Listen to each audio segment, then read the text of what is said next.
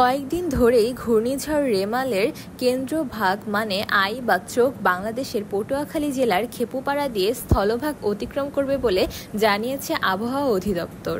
রোববার রাত 8:30টার দিকে সংবাদ সম্মেলনে এ তথ্য জানানো হয়। তবে বিভিন্ন স্যাটেলাইট ও পূর্বাভাস পর্যবেক্ষণ থেকে জানা যাচ্ছে, ঝড়ের কেন্দ্র পশ্চিমবঙ্গের সাগরদ্বীপ, ভারত অংশে সুন্দরবন, কলকাতা হয়ে দেশের খুলনা, মেহেরপুর ও কুষ্টিয়া অঞ্চল দিয়ে স্থলভাগ অতিক্রম করবে।